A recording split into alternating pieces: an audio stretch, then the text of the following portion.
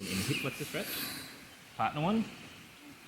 Ideally, you support all of this and you support all of this. I've even been putting my head on stuff just so I can just have no tension at all. And then someone just drives me and I can be as relaxed as possible. That won't build so much strength in hip flexor. It'll build a little bit, but not so much. So if I want to build strength in the long position, I want to take all the support away and in fact make it harder. Yeah? So I use leverage angles to put more load on it. So there are two completely different styles of stretching, and I do two different ones. Yeah. Both of them are stretching hip flexor, but one is stretching at passive. And softening, yeah. And one is stretching and loading. Yeah. Yeah.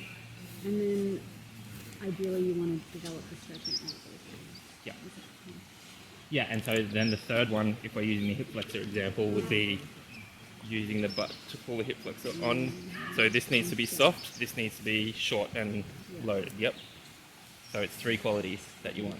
If you want ideal everywhere. Flexibility and strength. Yeah. And And if you address all of them, there's so much crossover between them all. Yeah. So a ballistic stretch is kind of like almost all three at once. You're using a short thing, but then this is under load, but then you're at some point just relaxing and... So the quality we don't want is everything on. That just uses heaps and on. So that one, for example, I could use balance. Yep.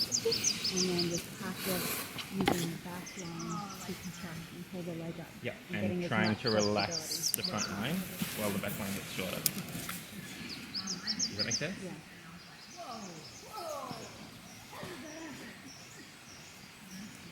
But the thing is, so we all, to a degree, walk around with a little bit of both fighting each other, Of course. which To is keep inefficient, tone.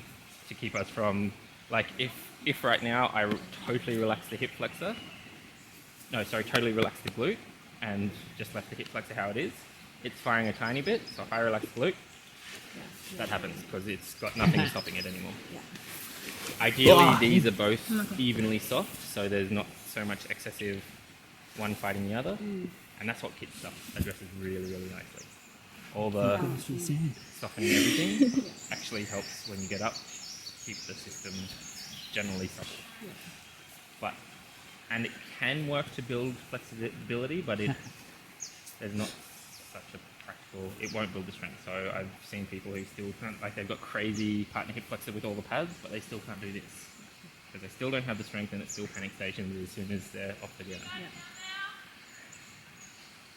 Oh, food. Thank you. Yeah, right. Yeah. It seems that it was like for me, it's interesting because I want to be relaxed.